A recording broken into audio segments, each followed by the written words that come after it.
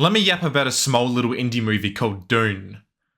Dune Part 2. There are many amazing scenes in Denis Villeneuve's Dune saga. There's the opening scene with these cool floating guys. There's this hallway scene with Duncan, Idaho. Or what about this final battle sequence? Or what about when Paul rides the worm for the first time? Or what about when Paul convinces the Fremen to follow him as the Listen Al-Gaib? Or what about that final duel between Paul and Feyd? Yeah, you can't really forget about that, huh? May thy knife chip and shatter.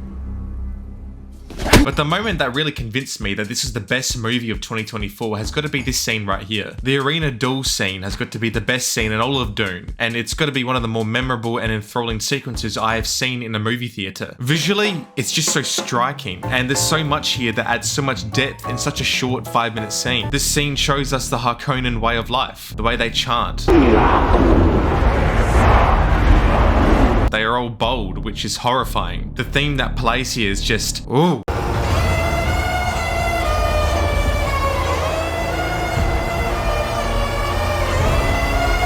Where the Atreides theme is that of honourable pipes and whistles,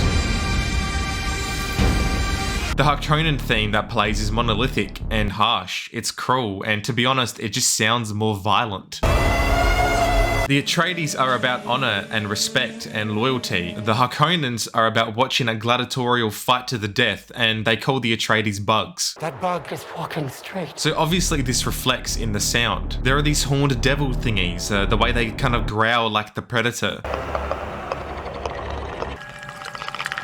These ink blotches as fireworks, the way they echo like a splash of ink. The way the announcer guy says Feyd-Rautha.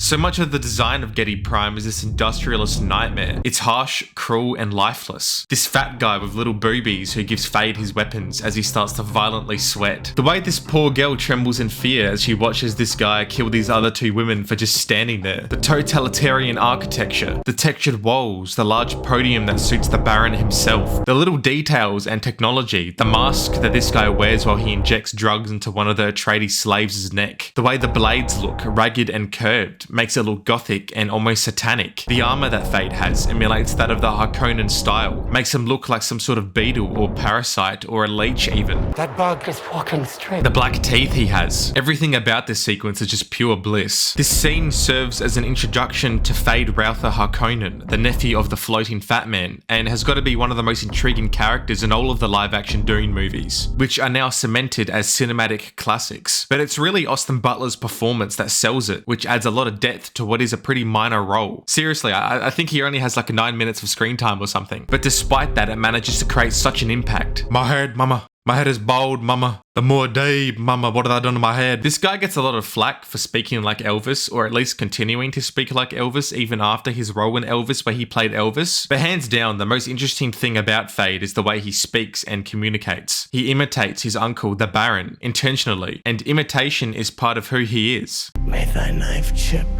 and shatter. May thy knife chip and shatter. May they knife chip and... Which is completely unique to this interpretation of the character, but actually just by adding this characteristic tells us a lot about his upbringing, especially considering the Baron's true intentions. Makes it kind of dark and disturbing that you can't help but laugh. Can't believe after all these years, I'm finally here. You kissed your dad on the mouth? So much of Feyd's character is present in the way he speaks, the way he walks, his little mannerisms. Did he just cough up a fur bowl?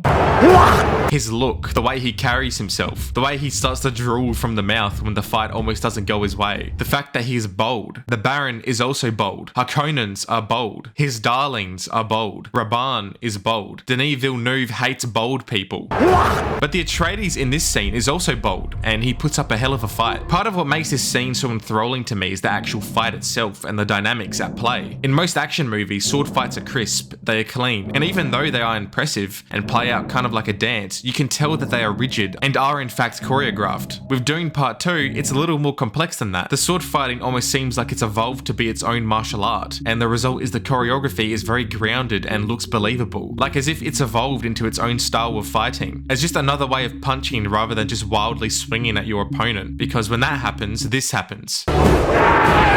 Uh-oh, someone did a stinky.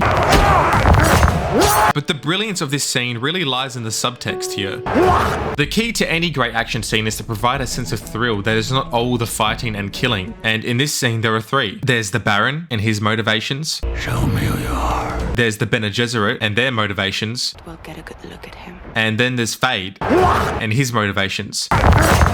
The Baron is trying to test Feyd, and the Bene Gesserit are there to observe Feyd so they can later test him. But their plan gets disrupted by the Baron's plan when he doesn't drug one of the Atreides slaves, who is possibly the most dangerous opponent Feyd has ever faced. Feyd is obviously desperate for power, and the Baron taunts him with this. Their dynamic is about scheming, playing tricks and mind games on each other. Despite clearly being highly trained, the only glimpses of action he gets are that of drugged slaves, already given an unfair advantage.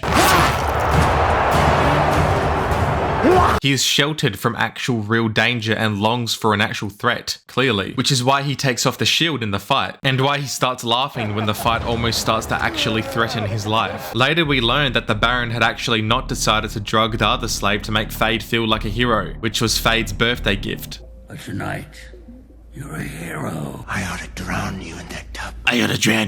Even the way he says that has such animosity to it. Much of their dynamic is about scheming, playing tricks, plans within plans. Why do they not stop the fight? Plans within plans. This is what Dune is all about. Dune is a book which is actually about the power of words, charismatic leaders, how they twist them for their own free will to manipulate the masses. America is a nation that can be defined in a single word. I was going to put him... And it was written as a warning to that. Part of what made Dune to be considered unadaptable was because of this exact reason. You mustn't speak!